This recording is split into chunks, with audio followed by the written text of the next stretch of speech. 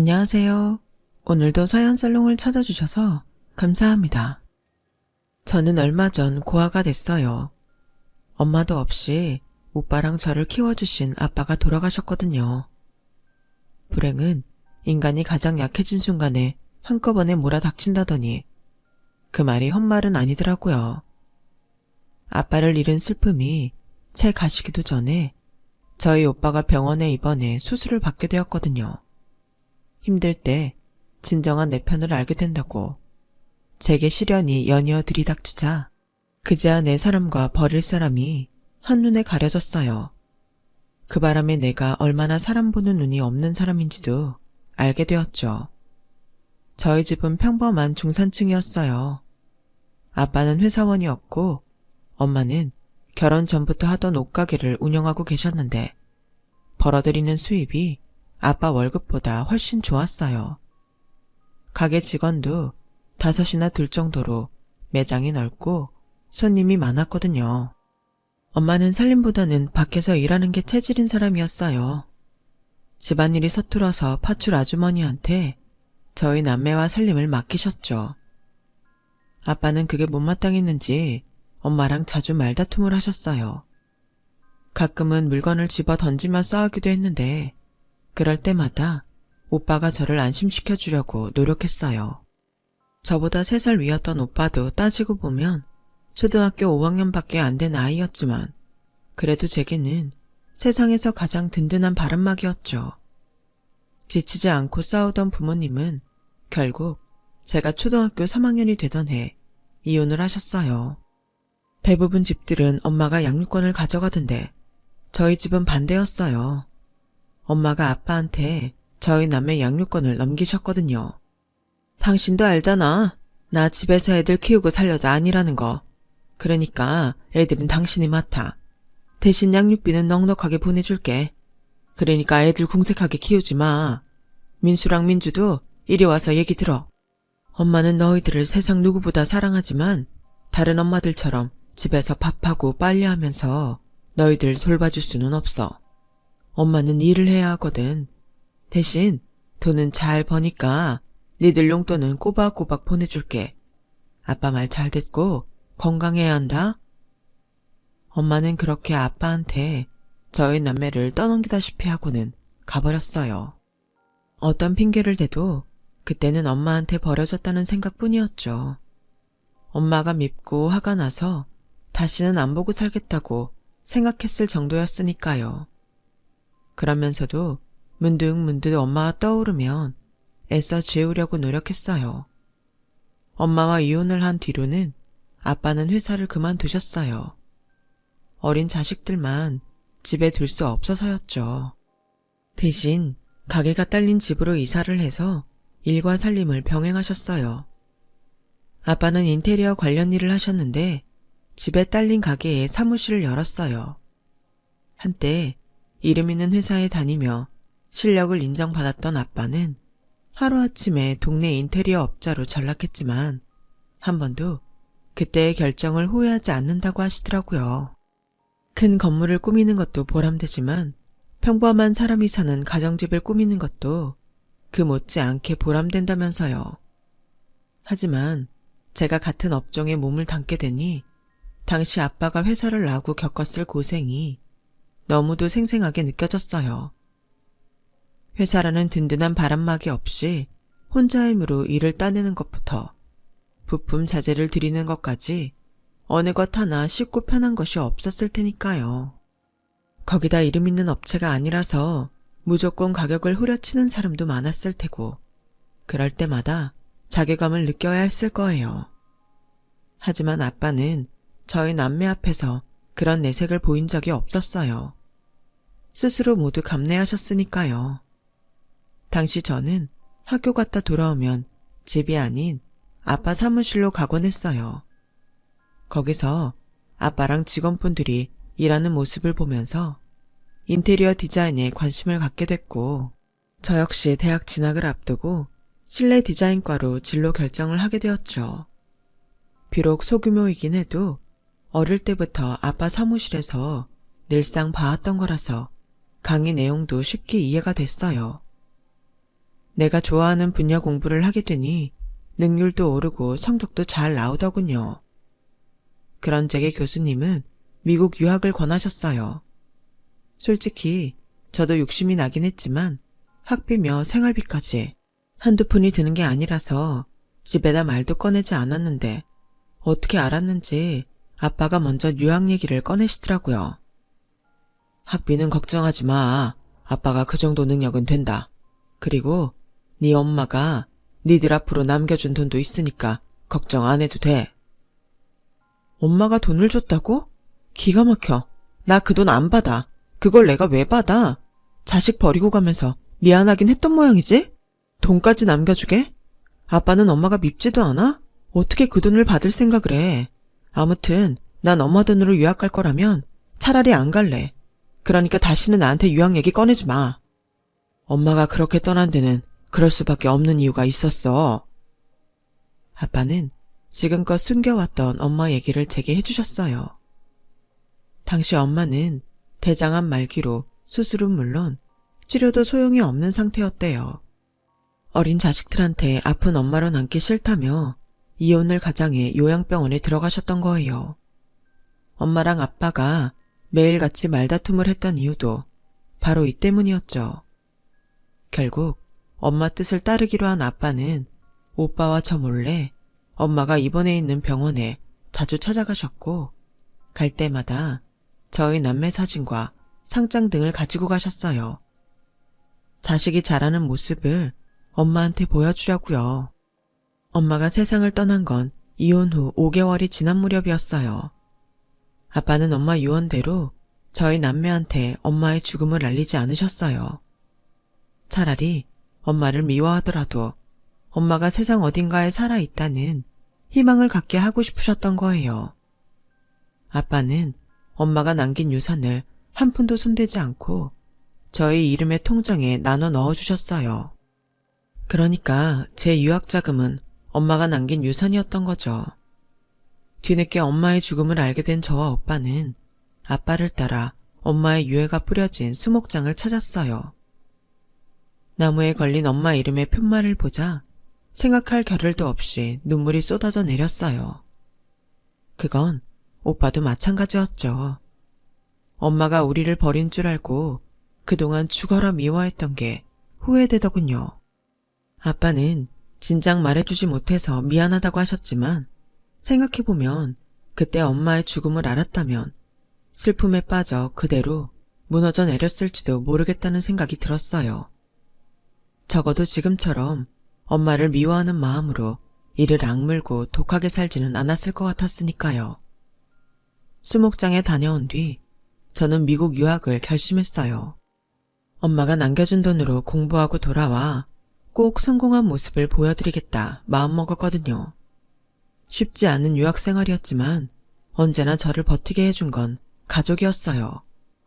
당신들을 위해 당신의 성공을 포기한 아빠와 엄마 대신 집안 살림을 도맡아 해가며 저를 돌봐준 오빠, 그리고 자신의 죽음까지 숨기고 떠날 정도로 자식들을 사랑했던 엄마를 생각하면 힘들다고 포기할 수 없었어요.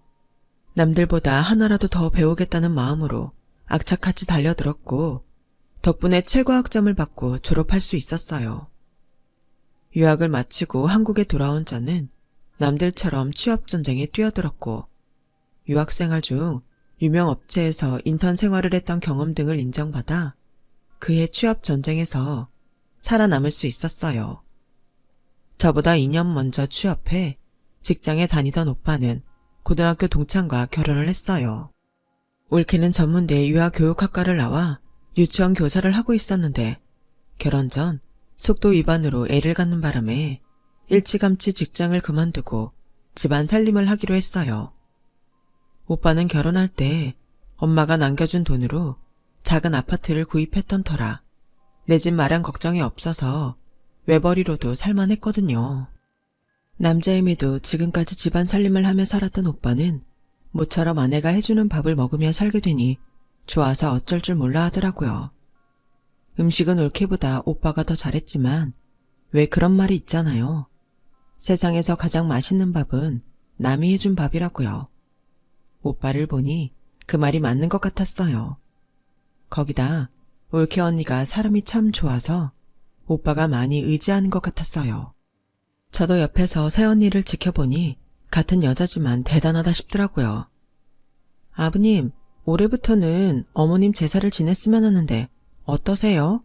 이이랑 아가씨도 어머님 상황 다 아는 마당에 매년 기일을 그냥 넘기는 건 안 좋을 것 같아서요. 내년엔 아이도 태어날 텐데 아이를 생각해서라도 지내는 게 좋을 것 같아요. 제사 음식 걱정이라면 안 하셔도 돼요. 제가 맡아서 할 테니까요. 남들은 있는 제사도 안 지내겠다고 하는 판에 올케는 스스로 없는 제사를 지내겠다고 하더라고요. 아빠랑 저는 올케한테 미안해서 말도 못 꺼내고 있었는데 말이죠. 결국 올케 언니 덕분에 저희 집에서 매년 엄마 제사를 지내게 되었어요. 제삿날이면 온 가족이 일찌감치 집에 돌아와 다 같이 제사 준비를 했어요. 언니 덕분에 가슴을 짓누르던 엄마에 대한 미안함이 조금은 가시는 기분이 들더라고요. 이러니 제가 어떻게 올케 언니한테 잘하지 않을 수가 있겠어요. 시어머니보다 더 미운 게 시누이라는데 저희 집은 올케와 시누이 사이가 자매처럼 속 얘기까지 터놓는 사이가 되었죠. 제 연애 상담은 물론 결혼을 앞두고도 저는 아빠랑 오빠보다 올케 언니를 더 찾았어요. 손윗사람이자 결혼 선배로서 도움이 되는 말도 많이 해주었어요. 그래도 혼수 준비를 할 때도 친정 엄마 대신 올케 언니가 따라다니며 하나하나 준비를 해주었죠. 제 남편은 회사 동료의 학교 선배로 홈쇼핑 회사 PD였어요. 원래 꿈은 드라마 PD였는데 몇 번의 낙방 끝에 꿈을 접고 지금의 일을 하게 되었죠. 지방 출신으로 홀어머니와 여동생을 돌보며 살았던 터라 나이가 적지 않았음에도 결혼 당시 가진 돈이 별로 없었어요. 그래서 신혼집을 구할 때 상대적으로 회사 이름도 있고 직급도 높았던 제 앞으로 대출을 받아야 했어요. 나머지 모자라는 돈은 둘이 반반 내서 해결했고요. 그런데 참, 다른 시댁도 그러는지 모르겠지만 저희 시어머니랑 시누이는 마치 저를 몸뚱이 하나 들고 들어와 남의 집 아들 뺏은 도둑년 취급을 하더라고요. 요즘은 시어머니가 며느리 눈치를 보는 세상이라던데 저희 시댁에선 어림도 없는 소리였어요. 게다가 두 모녀가 어쩌면 그리 꽉 막혔는지 조선시대 사람들 같다니까요. 아가, 우리 성준이는 국물 없이는 밥 못 먹는 애다. 그러니 상에는 국이랑 찌개를 꼭 올려야 해. 국이랑 찌개를 같이요? 국은 국이고 찌개는 찌개 아니냐? 넌 도대체 친정에서 뭘 배우고 온 거냐? 너희 집에서 그리 안 가르치든? 길게 말할 거 없고 아무튼 네가 우리 집에 시집 온 이상 우리 식대로 해. 너희 친정이야. 어떻게 먹고 살든 그건 내 알 바 아니니까. 신혼 초부터 시작된 시어머니 간섭은 해가 지나도 바뀌지 않았어요. 농사 짓느라 바쁘다시면서 툭하면 서울에 올라와 저희 집에 묵으시는데 이건 뭐 시집살이가 따로 없었죠. 제가 회사 일로 바쁠 때 저희 집에 오셔서 살림이라도 도와주시는 거였음 말도 안 해요. 꼭 바쁜 사람 아침부터 잡아놓고 자기 아들 먹고 입히는 거 챙기라고 일장 연설을 늘어놓으시니 사람 미치고 팔딱 뛸 노릇이었죠. 자기야, 어머님 좀 어떻게 해봐. 나 요즘 큰 프로젝트 맡아서 잠잘 시간도 없이 움직이는 거 알잖아. 어떻게 아침마다 꼭 이러시냐고. 자기가 애야? 내가 먹는 거 입는 거 하나하나 챙겨야 할 나이냐고. 이런 식이면 나 정말 못 살아. 너무 화가 나서 출근길에 울면서 소리쳤더니 남편이 어머님한테 한 소리 했던 모양이에요. 퇴근하고 돌아오니 시어머니한테 찬바람이 쌩쌩 불더라고요. 그리고는 저 보란듯이 짐을 싸서 시골로 내려가시겠다고 하더군요. 그런데 그런 모습이 제 눈에는 전부 쇼로 보였어요. 정말 시골로 내려가실 거라면 밝은 낮에 가실 것이지 밤 10시가 넘어서 가방까지 들고 가시겠다고 하는 게 말이 되나요? 이미 차도 끊기고 없는 시간인데요. 생각 같아서 모른 척하곤 조심히 가시라고 하고 싶었지만 앞으로는 안 보고 살 사이도 아닌데 그렇게까지 할 거 뭐 있냐 싶어서 말렸어요. 그랬더니 기다렸다는 듯 이내 자리에 앉으시며 그러더군요. 내 성준이 봐서 이번 한 번은 참는다. 내가 너 미워 이러겠냐? 사람들한테 네가 욕먹을까봐 내가 이런 거 아니냐고. 그러니 야속하다 생각 말고 참아라. 아니요, 저는 그렇게는 못하겠어요. 요즘 그런 걸로 욕하는 사람도 없을 뿐더러 결혼까지 한 아들을 과잉보호하시는 어머님 방식이 저는 정말 이해가 안 가거든요. 어머님 아들 애 아니에요. 30 넘은 성인이라고요. 언제까지 바쁜 아침에 국에다 찌개까지 끓여 밥 먹이고 밥숟가락에 고기며 생선 발라 올려줘요. 저 애 키우려고 결혼한 게 아니에요. 저랑 동등한 관계인 남자랑 결혼한 거라고요. 그러니 어머님도 이제는 어머님 아들을 성인 취급해주세요. 며느리한테 아들 맡긴 것처럼 생각하지 않으셨으면 좋겠어요. 제 말에 시어머니는 할 말을 잃은 사람처럼 입만 떡 벌리고 있었어요. 그리고는 다음 날 우리 부부가 일어나기도 전에 첫 차를 타고 시골로 내려가셨어요. 그러고는 한동안 연락이 없으셨죠. 남 같으면 연락 끊긴 김에 연락 끊고 살면 되지만 시어머니랑은 그럴 수 없잖아요. 그래서 올케 언니한테 이럴 땐 어쩌면 좋냐고 물었더니 별 수 있나? 시어머니가 다시 연락하실 때까지 기다릴 수밖에. 지금 고개 숙이고 먼저 연락하면 앞으로도 지금처럼 똑같이 하실 거야. 그러니 먼저 연락할 생각하지 마. 저 역시 올케 언니랑 같은 생각이라서 먼저 시어머니한테 연락하지 않았어요. 찜찜하긴 했지만 어쩔 수 없었죠. 그런데 몇 달 후 느닷없이 어머님이 시누이를 데리고 들이닥쳤더라고요. 시누이가 서울에 있는 직장에 취직을 했다며 데리고 살라는 거였죠. 사내애도 아닌 딸내미를 함부로 굴릴 수 있니? 오빠가 서울에 떡하니 집 갖고 있는데 뭐하러 남의 집살이를 해? 돈 아깝게. 그러니 그렇게 알고 작은 방은 우리 영은이한테 내줘라. 어차피 비어있는 방이잖아. 우리 영은이가 살림도 제법 할 줄 아니 꽤 도움이 될 거다. 시어머니는 제 말은 듣지도 않으시곤 필요한 물건 좀 사야겠다며 시누이를 데리고 밖으로 나가셨어요. 저는 남편을 잡고 따질 뿐이었죠. 어떻게 된 거야? 자긴 알고 있었어? 이렇게 당장 들어올 줄은 몰랐지. 언제고 서울에 취직하면 데리고 살라는 말만 들었으니까. 어차피 이렇게 된 거 그냥 좋게 좋게 받아들이자. 지난번처럼 엄마 화나서 연락 끊고 살겠다 그러면 어떡해? 엄마 말대로 영은이가 반찬도 잘하고 살림도 잘하니까 자기한테도 도움이 될 거야. 그러니 그냥 받아주자. 응? 시어머니와 제 사이에 낀 남편은 제 눈치를 살피며 어떻게든 상황을 모면하려고 애썼어요. 그런 남편을 보니 안 됐기도 하고 어차피 일어난 일 최악만 면하자는 생각이 들더라고요. 남편 말 맞다나 시누이가 살림을 도와준다면 저한테도 나쁠 건 없으니까요. 혹시 아나요? 같이 살다 보면 저랑 올케 언니처럼 돈독한 사이가 될지요. 그래서 시누이를 받아들이기로 했어요.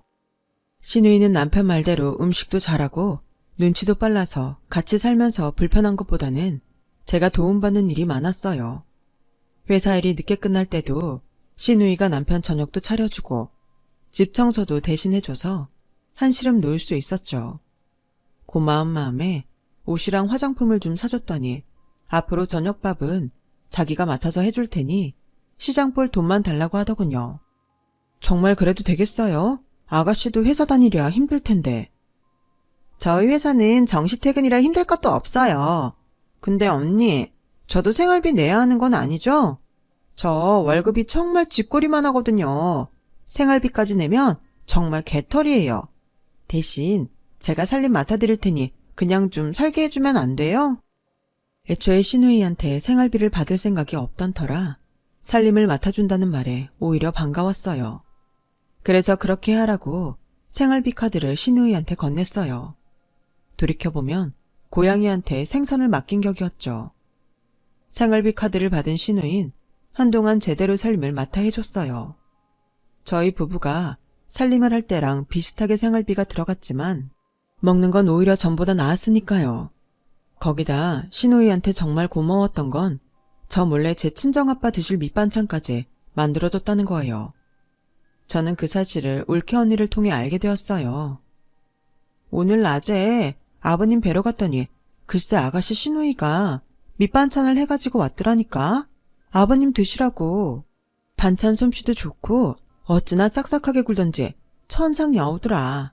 사돈어른 하면서 어찌나 살갑게 구는지 여간 내기가 아니야. 아가씨는 상대도 안 되겠던데? 그땐 그냥 저희 아빠까지 생각해준 시누이한테 고마운 마음뿐이었어요. 그래서 남편 몰래 아가씨한테 용돈도 두둑이 챙겨주었죠.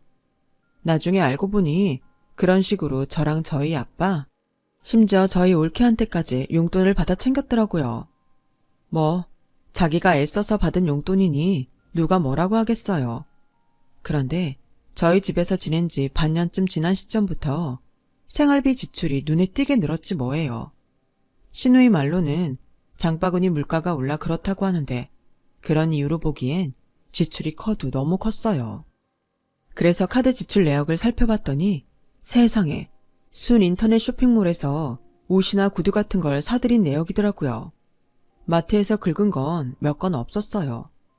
그래서 하루는 시누이를 불러 카드 내역서를 보여주었죠. 그랬더니 정색을 하며 그러더군요. 언니, 지금 날 의심해서 이런 것까지 뽑아본 거예요? 기가 막혀 정말. 네, 내가 옷이랑 구두 좀 샀어요. 그동안 내가 살림도 해주고 심지어 사돈어른 반찬까지 해다 날랐는데 이 정도도 쓰면 안 되는 건가요? 그동안 내 덕분에 언니도 편했잖아요. 돈 주고 사람 부려도 이 정도 월급은 줄 거 아니냐고요. 네, 그 정도 돈 아가씨한테 줄 수 있어요. 아가씨가 해준 거 생각하면 하나도 아까울 거 없다고요. 내 말은 돈이 필요하면 직접 나한테 말을 했어야 했다는 거예요. 그리고 전부터 물어보고 싶었는데 아가씨 혹시 회사 그만뒀어요? 평일 낮에 우리 친정에 드나든다던데 회사는 어쩌고 거길 갔던 거예요? 제 말에 시누이는 눈알을 굴리며 어쩔 줄 몰라 했어요. 처음엔 거짓말을 늘어놓다가 여의치 않으니 결국 실토를 하더군요. 애초에 취직 따위는 한 적도 없고 서울에 올라오려고 거짓말을 했다고요. 그건 시어머니도 알고 있다더군요. 제가 준 카드로 살림을 하면서 아낀 돈으로 용돈을 쓰고 저희 친정에 밑반찬을 해서 드나들면서 받은 돈은 데이트 비용으로 썼더라고요. 거기다 저희 집에 살면서 시시콜콜한 것까지 시어머니한테 보고하면서 따로 용돈을 받아 챙겼던 거죠. 그 말을 듣는데 머리가 핑 하는 게 정말 소름이 끼쳤어요. 언니, 엄마한테는 비밀로 해줘요. 들킨 거 알면 당장 시골로 내려오라고 난리칠 게 뻔해요. 실은 저 만나는 남자 있어요. 늦어도 내년쯤 결혼할 생각인데 지금 시골로 내려가면 이대로 끝날지 몰라요. 언니, 제발 부탁해요. 네? 스파의 노릇을 하다 걸린 시누이는 제 기분은 아랑곳 않고 자기 연애가 끊길 것만 걱정했어요. 그동안 대담한 짓을 벌였던 시누이가 그제야 평범한 20대로 보이더군요. 좋아요. 대신 앞으로는 어머님한테 저희 집 일 고자질하는 건 그만둬요. 그리고 집안 살림 그만하고 직장부터 구해요. 아가씨 인생도 생각해야죠. 집안일이야 다 같이 도와가면서 하면 되니까 아가씨도 아가씨 인생 살 생각부터 하란 얘기예요.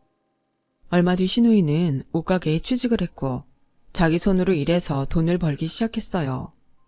집안 살림은 세 사람이 나눠서 해나가기 시작했고요. 그렇게 1년쯤 지난 어느 날 생각지 못한 비보가 날아들었어요.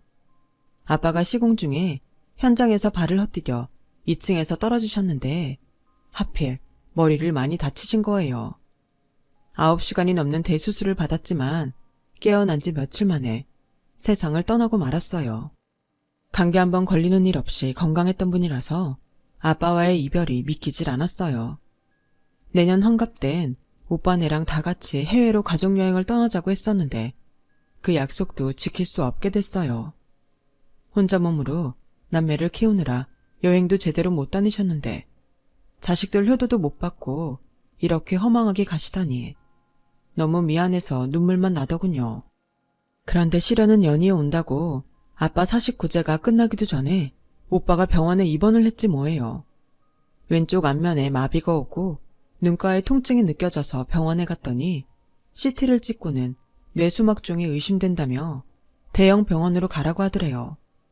다행히 종양이 악성은 아니긴 했지만 사이즈가 크고 위치가 안 좋아서 빨리 수술을 해야 한다고 했대요. 아빠가 돌아가신 지 얼마 안 된 터라 오빠마저 어떻게 되면 어쩌나 걱정이 됐어요. 수술이 끝날 때까지 올케 언니랑 손을 꼭 잡고 속으로 기도만 해댔죠. 오빠는 데려가지 마시라고요. 그렇게 4시간가량이 흐른 뒤 오빠는 침상에 실려 나왔어요. 집도의는 다행히 수술이 잘 됐다며 며칠 중환자실에 있다가 일반 병실로 내려갈 수 있을 거라고 했어요. 그제야 안심이 돼서 올케 언니랑 부둥켜 안고 참았던 눈물을 터뜨렸어요. 말은 안 했지만 오빠가 어떻게 될까봐 많이 걱정됐었거든요. 며칠 뒤 일반 병실로 내려온 오빠는 바로 재활 운동을 시작했어요. 병원 복도에 설치된 발을 잡고 걷는 거에 불과했지만 움직일 때마다 골이 흔들리는 것 같은 통증에 처음에는 많이 힘들어하더군요. 그래도 오빠는 아내와 자식들을 생각해 하루빨리 전과 같은 모습을 찾으려 노력하는 게 보였어요. 2주 뒤 퇴원을 한 오빠는 집에서 재활운동에 박차를 가했어요. 언제까지고 회사에 병가를 낼 수는 없었으니까요. 옳게 얘기를 들어보니 회사 사정이 안 좋아서 희망퇴직을 받는 터라 걱정이 이만저만이 아니라더군요. 그래서 생각 끝에 오빠를 찾아가 이참에 회사 그만두고 아빠가 쓰시던 사무실에 가게를 차리는 게 어떻겠냐고 했어요. 안채에 살면서 지금 사는 아파트는 세를 놓으면 매달 월세가 들어오니 장사가 잘 안 돼도 생활비 걱정은 없을 거라고요.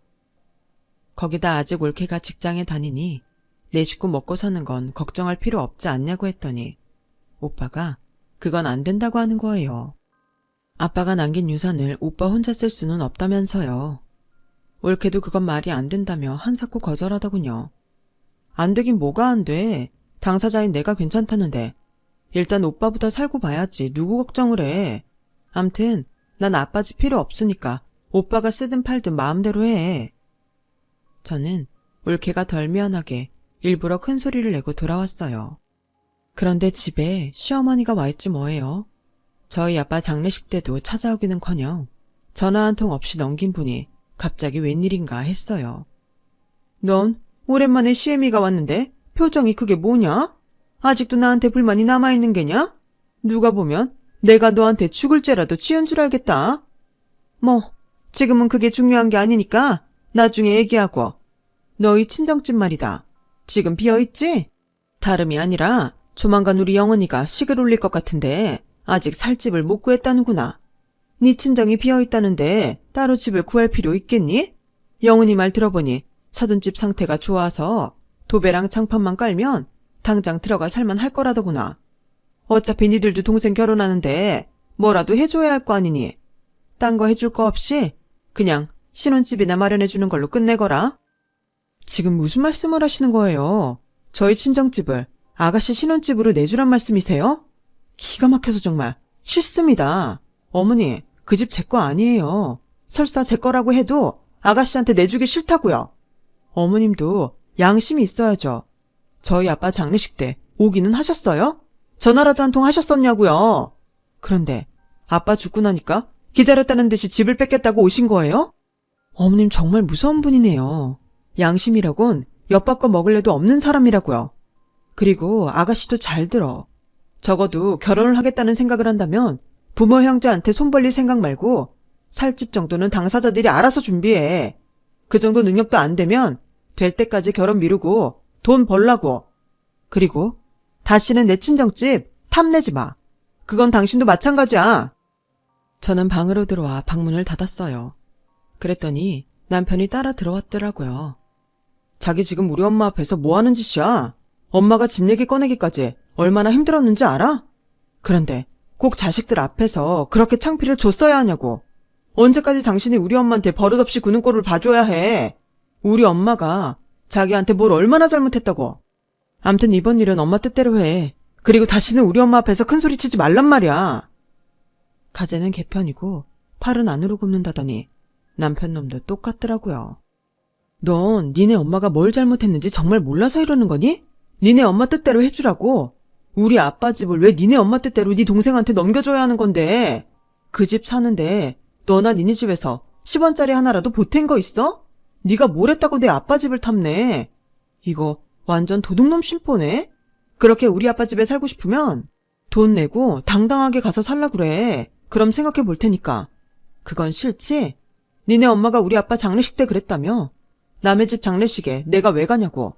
그래, 우린 남이야. 그러니까 남의 집 재산 탐내지 말고 딸내미 결혼시킬 때도 당신이 알아서 스스로 준비하시라 그래. 사실 그전까지는 남편과 이혼까지 생각하지는 않았어요. 시댁에 서운한 마음이 있었지만 그걸 이혼까지 연결시킬 생각은 없었거든요. 그런데 남편 행동을 보니 앞으로도 이런 일이 있을 때마다 제가 아닌 자기 가족 편에서 저를 비난할 것 같은 생각이 들더라고요. 이런 남자를 남편이라고 믿고 살아도 되나 싶은 고민에 빠지게 되었죠. 그런데 기어이 남편이 신락 같은 믿음까지 끊는 짓을 하더라고요. 저 몰래 시누이 신혼집 보증금을 대출받아준 거 있죠. 저희 결혼할 땐 자기 신용등급으론 대출이 얼마 안 돼 제 이름으로 대출을 받게 하더니 말이에요. 그 일을 알게 되니 더는 이 남자랑 같이 살 수 없겠다는 결론에 이르렀고 이혼 서류에 도장을 찍게 됐어요. 그랬더니 적반하장으로 자기는 이혼할 생각이 없다며 마음대로 하라고 뻗대지 뭐예요. 내가 너 몰래 바람을 피운 것도 아닌데 왜 이혼을 당해야 돼? 난 이혼할 생각 없으니까 할 거면 너 혼자 하든 마음대로 해. 길길이 날뛰며 뻗대던 남편은 법정에 가서도 똑같은 소리를 했어요. 자기 이름으로 동생 위에 대출 좀 받아준 게 왜 이혼 사유냐면서요. 자기 돈이니까 자기 뜻대로 쓰겠다는 말에 담당 판사도 헛웃음을 짓더군요. 결국 우리 부부는 이혼 판결을 받았고 얼마 뒤 이혼이 확정됐어요. 어차피 제 이름으로 대출받은 돈으로 구한 집이니 남편은 지 옷까지나 챙겨 나갈 수밖에 없는 상황이었죠. 그랬더니 시어머니가 달려와서는 나갈 거면 저더러 나가라고 생떼를 쓰지 뭐예요. 애미애비도 없는 고아년이 겁도 없이 어디서 내 아들을 내쫓아? 여긴 내 아들 집이니까 나갈 거면 니년이 나가라. 마침 집 문제로 저희 집에 찾아왔던 오빠랑 올케는 막무가내로 떠드는 시어머니를 보자 기함을 토했어요. 그리곤 저를 대신해 올케 언니가 버럭 소리를 치며 시어머니를 상대했죠. 누가 고아예요? 우리 아가씨도 앤 오빠도 있고 올케의 조카들까지 줄줄이 있는데. 그리고 입은 삐뚤어져도 말은 바로 하셔야죠. 이 집에 아주머니 아들 돈 얼마나 들어갔어요? 한 푼도 없죠? 그런데 어디서 주인 행사하러 들어요? 길 가는 사람 붙잡고 물어보세요. 누가 생떼를 부리는 건지. 더 들을 말 없으니까 당장 아주머니 아들 데리고 나가주세요. 안 그럼 경찰에 신고할 겁니다. 경찰? 오냐? 한번 불러봐라. 집은 그렇다 쳐도 그동안 내 딸년 부려먹은 돈은 받아가야겠으니까. 너 우리 영훈이 데리고 살면서 그간 부려먹은 게 하루 이틀이냐? 그거 다 돈으로 쳐서 내놔라. 네 친정애비 반찬까지 해다 나른 거 내 다 알고 있으니 빼먹을 생각 마. 그 말에 남편은 죽다 살아난 사람처럼 덩달아 달려들었어요. 맞아. 우리 영훈이가 일한 급여 당장 내놔. 내 동생 부려먹었으면 돈으로 보상하란 말이야. 이건 또 뭔 개소리래. 어머님, 뭔가 착각하시는 모양인데요. 어머님 딸이 돈 한 푼 안 받고 그 고생을 할 사람으로 보이세요? 그동안 저한테 따로 돈 받아 챙기고 저희 아빠랑 심지어 저희 올케한테도 뒷돈 받아 챙겼어요. 제 말 못 믿겠으면 아가씨 불러다 삼자대면 하자고요. 일도 않고 제 집에 살면서 생활비는 고사하고 오히려 용돈까지 받아가며 살았는데 돈을 물어내라니 기가 막혀서 정말. 그런 식이라면 저희 집에 공짜로 산 반값이나 물어내라고 하세요. 아무리 몰라도 어쩜 그렇게 자기 딸을 모르시나. 따님 반값까지 물고 싶지 않으면 조용히 내 집에서 나가주세요. 당신 뭘 그렇게 뻗대고 서 있어? 당신 엄마 데리고 내 집에서 나가! 결국 모자는 소득 없이 저희 집에서 쫓겨났어요. 한 치 앞도 모르고 자기 이름으로 대출받아 여동생 신혼집을 구해줬던 남편은 당장 갈 곳도 없게 되었죠. 그날 이후 하루가 멀다 하고 저를 찾아와 재결합을 운운하길래 접근금지 가처분 신청을 냈어요. 그러자 그제서야 남편이 더는 저를 찾아오지 않더군요. 현재 저는 여전히 직장 생활을 하느라 바쁘게 지내요. 오빠는 몸이 많이 회복돼서 가게 오픈을 준비 중이고요. 아파트를 세놓고 받은 보증금으로 상속세를 정리한 오빠는 아빠 집 명의를 제 앞으로 해주었어요. 싫다고 하는데도 한사코 올케언니랑 상의해서 정한 거니 받으라더군요. 그래서 대신 집세랑 가게세는 받지 않겠다고 했죠. 얼른 돈 벌어서 목 좋은 곳에 가게를 차려 나가라고요. 1년의 사건을 겪으면서 그런 생각이 들었어요. 사람이 인연을 맺는 건 쉬워도 인연을 끊어내는 건 정말 힘든 일이란 걸 말이죠. 결혼 상대를 고르는데 신중을 기해야 하는 건 이런 이유 때문이 아닐까 해요. 크게 다치고 난 뒤에야 깨닫게 되다니 아쉽긴 하지만 그래도 지금이라도 깨달을 수 있어서 다행이다 싶어요. 적어도 다음번에는 이번과 같은 실패는 없을 테니까요. 실패는 성공의 어머니라잖아요. 다시 한번 열심히 살아봐야겠습니다. 제 사연을 들어주셔서 감사드립니다. 건강하시고 행복하세요. 여러분, 사연 댓글에 응원과 현명한 조언 부탁드려요. 좋아요와 구독은 저에게 큰 힘이 됩니다. 오늘도 좋은 일 가득하세요.